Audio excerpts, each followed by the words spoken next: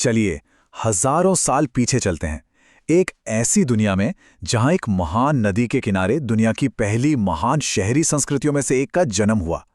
एक ऐसी सभ्यता जो इतनी आगे थी कि उसकी प्लानिंग आज भी हमें हैरान कर देती है।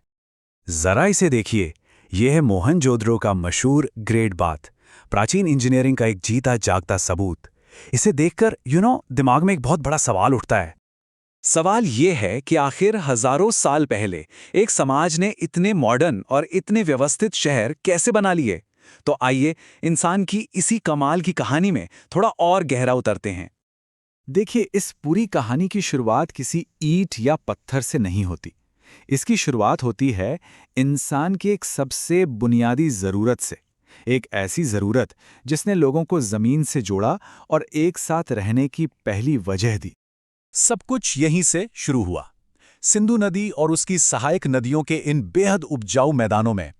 इस पानी ने यहाँ की जमीन को इतना अमीर बना दिया कि खेतीबाड़ी करना मुमकिन हो गया, और यहीं से एक स्थायी जीवन की नींव पड़ी। मतलब जब खाने की सप्लाई स्टेबल हो गई तो शुरुआती इंसानों को अब एक जगह से दूसरी जगह भटकने की ज़रूरत नहीं थी। तो लगभग 3500 ईसा पूर्व के आसपास उन्होंने पहले स्थायी गांव बसाने शुरू किए, और ये आप कह सकते हैं इंसानी इतिहास का एक बहुत बड़ा मोड़ था। लेकिन जैसे जैसे ये गांव बड़े होते गए, आबादी और व्यापार की नई नई चुनौतियां सामने आने लगीं। तो अब जरूरत थी एक नए और क्रांतिकारी समाधान की, एक सुनियोजित, एक प्लान्ड शहर। और फिर बस कुछ सदियों के अंदर ही एक गजब का बदलाव देखने को मिला। जो कभी छोटे छोटे खेती करने वाले गांव थे, वे अब हलचल से भरे महानगरों में बदल चुके थे।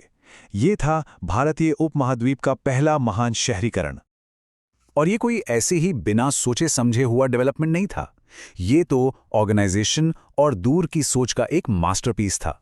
शहरों की जो प्लानिंग थी वो एक ऐसे सामुदायिक सहयोग को दिखाती है जो सच में अपने समय से बहुत आगे था। लेकिन हड़प्पा के लोगों की जो काबिलियत थी वो सिर्फ शहर बसाने तक ही सीमित नहीं थी।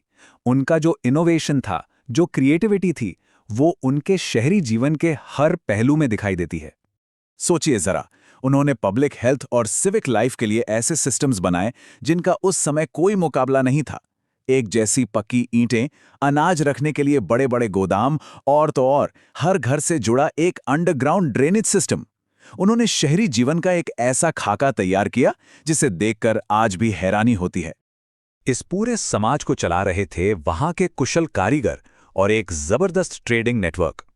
उनके व्यापार के सबूत मेसोपोटामिया जितनी दूर तक मिलते हैं, जो दिखाता है कि वो प्राचीन दुनिया से कितने गहरे जुड़े हुए थे। लेकिन फिर इतनी तरक्की और समृद्धि के बाद लगभग 1900 ईसा पूर्व के आसपास ये शानदार सभ्यता धीरे धीरे गायब होने लगी। और इसका गायब होना आज भी एक बहुत बड़ा रहस्य बना हुआ है। देखिए, कई सालों तक इतिहासकार इस पर बहस करते रहे। पहले ये थ्योरी थी कि शायद किसी ने उन पर हमला किया होगा, लेकिन अब जो नए सबूत मिले हैं वो एक बिल्कुल अलग कहानी की तरफ इशारा करते हैं, और वो है जलवायु में एक बहुत धीमा पर विनाशकारी बदलाव। धीरे धीरे ये बड़े बड़े शहर खाली हो गए और लोग वापस एक सादे ग्रामीण जीवन की ओर लौट गए। लेकिन एक बात है, शहर भले ही वीरान हो गए, पर उनके अंदर जो समुदाय और इनोवेशन के आइडियाज पैदा हुए थे वो कभी खत्म नहीं हुए।